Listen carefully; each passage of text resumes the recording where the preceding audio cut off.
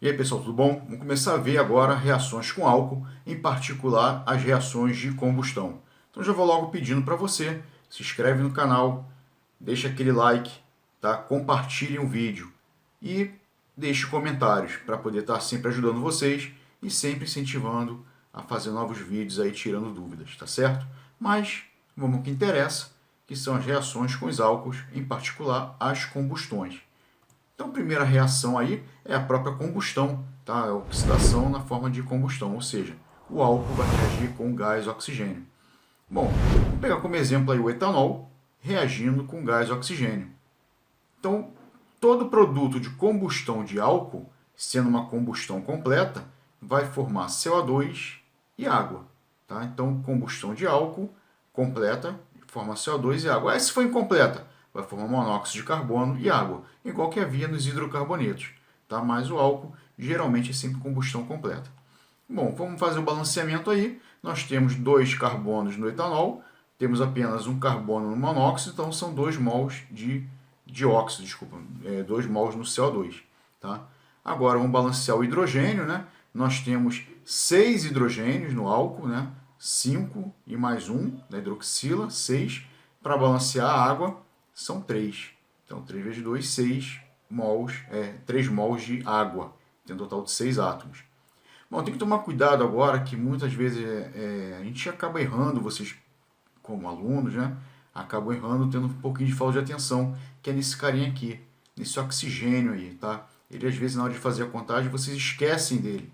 Então fica de olho nele aí, o oxigênio da hidroxila, o oxigênio do álcool. Ele vai ser importante no balanceamento. Então muitas vezes acontece o erro porque esquece simplesmente dele, só conta com o O2, tá? Então cuidado aí. Então, muito cuidado na hora de a gente ver esse álcool aí. Bom, vamos ver aqui a questão do balanceamento, tá? Então, nós vamos ter agora 3 com mais 4, 7 oxigênios, isso nos produtos. Então, no reagente, vamos botar um 3 ali no O2, com mais 1 do álcool, 7 oxigênios. Então, é um balanceamento simples, mas tem que tomar cuidado naquele oxigênio, porque dali pega muita gente pelo pé. Tá? Então, fica atento aí. Bom, vimos a combustão. Vamos ver a oxidação, em particular a oxidação de um álcool primário. Tá? Então, os álcools têm as classificações de primário, secundário e terciário. Nós temos um vídeo sobre isso no canal, quando nós estudamos funções orgânicas oxigenadas. Eu falo disso sobre o álcool, sobre a classificação dos álcools aí. Então, dá uma olhadinha lá. Então, nós temos o álcool primário.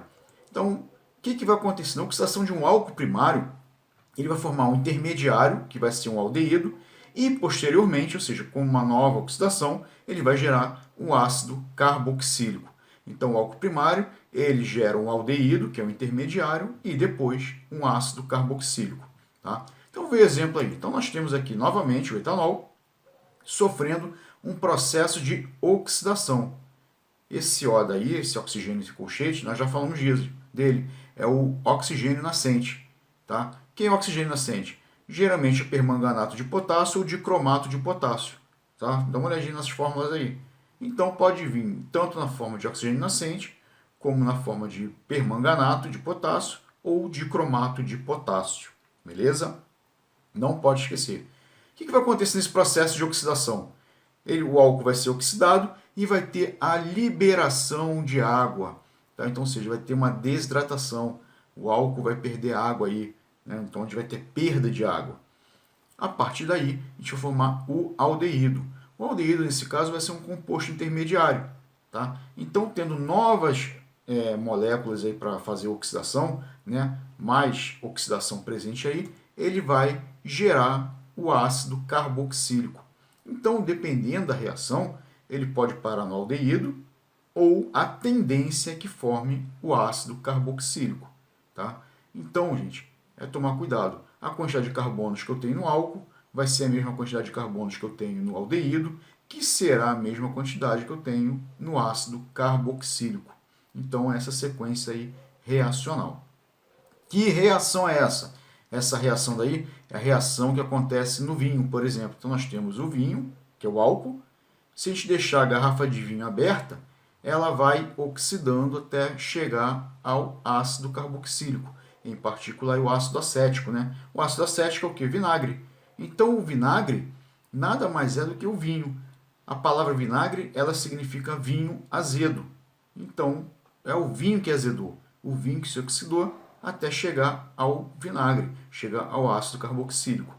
Essa reação também acontece nas pessoas que ingerem bebida alcoólica. Então, bebeu álcool, né, lá o vinho, ou a cerveja, enfim, que seja, e repara que com o tempo a pessoa vai ao banheiro, urinando, porque está perdendo água.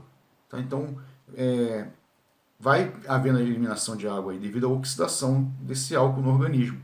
Tá? Então, vai oxidando até chegar ao aldeído e, posteriormente, ao ácido carboxílico. E o que é aquele pileque, o que é aquela enxaqueca que a pessoa tem quando bebe muito, né? Ou seja, aquilo dali nada mais é do que o excesso de aldeído no organismo, ou seja, o organismo não teve poder suficiente para converter todo o álcool ao ácido carboxílico. Então, ou seja, parte do álcool foi convertido a aldeído e nem todo aldeído chegou ao ácido. Então, o organismo ainda continua com aldeído no organismo. Então, por isso que a pessoa tem dor de cabeça, tem enjoo, náusea, enfim, devido ao excesso de aldeído que ainda está presente no fígado, né? Ou seja, o fígado não conseguiu fazer a transformação total desse aldeído no ácido carboxílico. Tá? Então, esses são processos que acontecem dentro da ingestão de bebida alcoólica e também no processo de vinho. Então, mais uma dica também, fique o vinho guardado deitado, né, e não em pé, a garrafa de vinho é guardada deitada e não em pé. Porque quando fica deitado, o que acontece? A rolha ela fica úmida devido ao vinho. Então a rolha não vai ressecar. E com isso também o ar não vai conseguir entrar no vinho. Se o ar não consegue entrar no vinho, não faz a oxidação. Então por isso que a gente tem vinhos com 50, 60, 100 anos, não sei, né? Por aí vai. O vinho, quanto mais tempo, né, guardado, melhor. Mas desde que ele não vire vinagre, né? Então, o importante é isso. Então, o vinho tem que ser guardado deitado e um pouquinho inclinado para baixo, para que a rolha não fique ressecada e com isso não haja a oxidação, ou seja, o vinho não vire vinagre. Então, essa é a dica.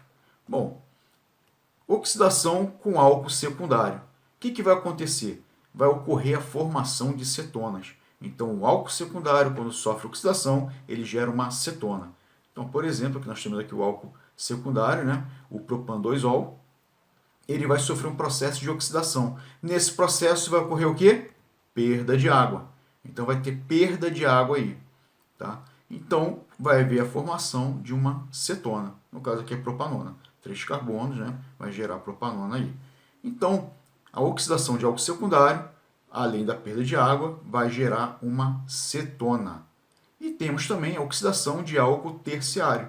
Bom, o álcool terciário, quando sofre oxidação, ele não forma nada, ou seja, não tem reação.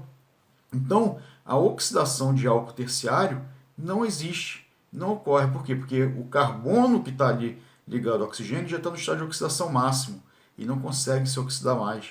Tá? Então, não tem como entrar mais oxigênio ali para fazer a oxidação. Então, a oxidação de álcool terciário ela não acontece. Uma outra reação importante também é a desidratação. Tá? Então, nós temos a desidratação dos álcools. Temos 2 tipos. O primeiro tipo é a intramolecular, ou seja, vai ocorrer dentro da própria molécula do álcool. A condição é na presença de ácido sulfúrico e na temperatura de 170 graus Celsius. Então tem que tomar cuidado com essa temperatura, ela que vai ser o fator diferencial. A gente vai ver daqui a pouquinho aí. Então, a condição para ocorrer a desidratação intramolecular é com ácido sulfúrico concentrado e a 170 graus Celsius. Então, por exemplo, nós temos aqui novamente o etanol sofrendo um processo reacional com ácido sulfúrico a 170 graus. O que vai acontecer? A hidroxila vai capturar o hidrogênio do carbono que não tem hidroxila, no caso o CH3 aí. Então a gente vai ter essa captura aí, a hidroxila capturando o hidrogênio. Com isso vai ter a perda de água e a formação da ligação dupla, no caso de um alceno. Então a desidratação de um álcool a 170 graus, ou seja, desidratação intramolecular, vai gerar alceno e, lógico, liberação de água. Bom, vamos ver um álcool mais complexo aí, um pouquinho maior, uma cadeia maior, né? Então vai ocorrer o que também? Vamos fazer a desidratação dele a 170 graus, ou seja, intramolecular. Agora a pergunta, qual hidrogênio vai sair? O do CH3 ou do CH2? Ou seja, a hidroxila vai capturar qual hidrogênio? Então, pela reação normal, vai ter as duas possibilidades, ou seja, ligação dupla formando para a ponta ou ligação dupla formando para o meio da cadeia. Tá? Só que a gente tem uma prioridade na formação. Essa prioridade vai ser aqui. Vai ser com carbono menos hidrogenado. Então a hidroxila vai ter uma prioridade na captura do hidrogênio do carbono menos hidrogenado. Então vai ter a formação da ligação dupla justamente aí na saída desse carbono, desse hidrogênio desse carbono. Então a gente vai ter a formação de um alceno, lógico, só que ao invés da ligação dupla ser no primeiro carbono, vai ser no carbono 2. Tá? E também, lógico, a desidratação, perda de água. O outro tipo de desidratação vai ser a intermolecular. Inter, ou seja, entre duas moléculas aí. Então, vai ocorrer entre duas moléculas, também na presença de ácido sulfúrico concentrado, só que a temperatura agora é de 140 graus Celsius. Então, o que aconteceu? A temperatura vai ser o fator para a gente diferenciar se vai ser intermolecular ou intramolecular. Então, se for a 170 graus Celsius, é intramolecular. Se for 140 graus Celsius, intermolecular. E com isso, a gente vai precisar de duas moléculas, dois álcools aí. Então, a condição em ácido sulfúrico a 140 graus Celsius. O que vai acontecer? A hidroxila de um álcool vai capturar o hidrogênio da outra hidroxila do outro álcool. É isso aqui. Então, a hidroxila de um captura o hidrogênio da outra hidroxila. Vai haver a formação de água daí. E esse oxigênio que sobrou na molécula, na segunda estrutura, ele vai ser ligado ao carbono da primeira estrutura, formando um éter. Então, a desidratação intermolecular vai gerar éter e água. Tá? A condição 140 graus Celsius. Não pode esquecer essas condições. Visto isso, vamos ao que interessa, vamos aos exercícios.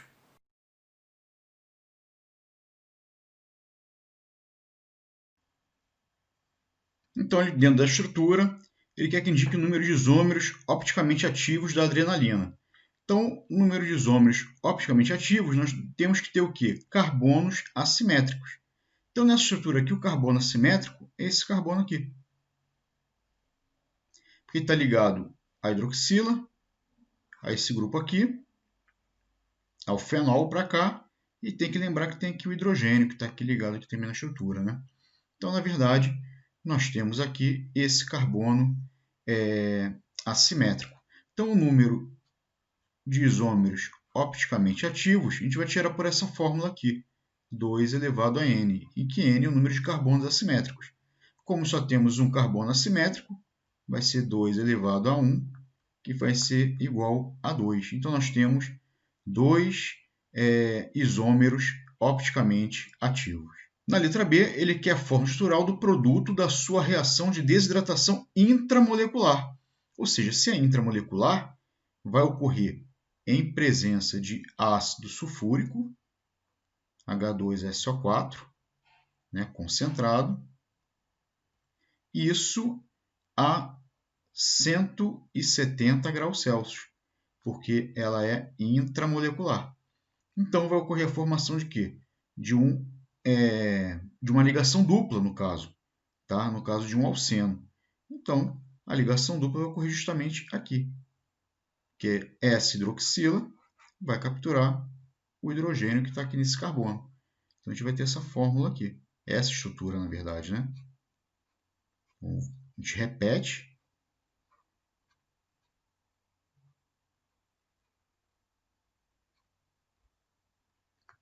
Aqui,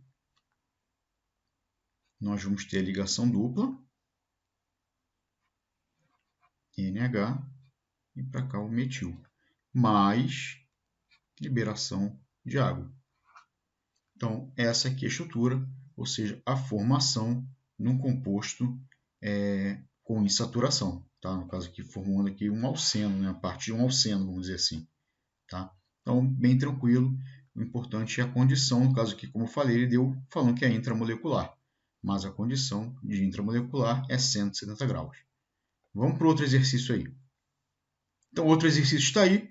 Dá uma pausa no vídeo, dá aquela lidinha e vamos tentar resolver. Então, após a leitura, vamos lá. Ele diz composto A, então C5H10. Se é um C5H10, ele é um alceno.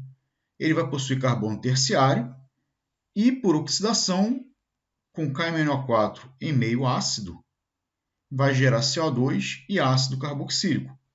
Então, ou seja, ele é um alceno. Se ele vai gerar ácido carboxílico, repara que ele não forma acetona. Aqui é uma oxidação enérgica. Está em meio de H+, é uma oxidação enérgica.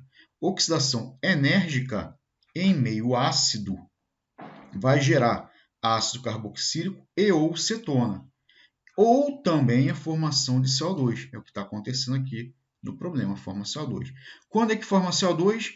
Quando a insaturação está na ponta, ou seja, no primeiro carbono. Então, o composto A vai ser isso aqui. Nós temos 5 carbonos, sendo que temos um carbono terciário. Então, como forma CO2, eu vou ter ligação dupla no carbono 1. Como não forma cetona, esse radical, no caso aqui, esse carbono terciário, ele não está junto da ligação dupla. Ele vai estar fora da ligação dupla. Então, vou representar aí essa reação. O composto A é esse aqui. Vai acontecer em meio de KMNO4 em meio ácido. O que vai acontecer?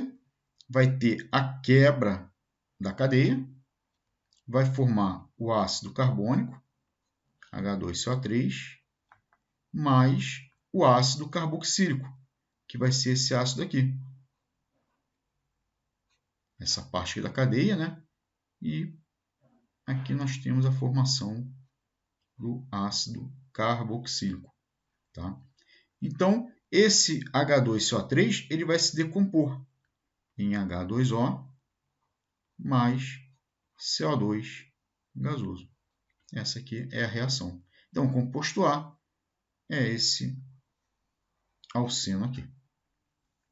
O composto B, ele diz que é um C5H12O e também possui carbono terciário, só que vai formar uma cetona.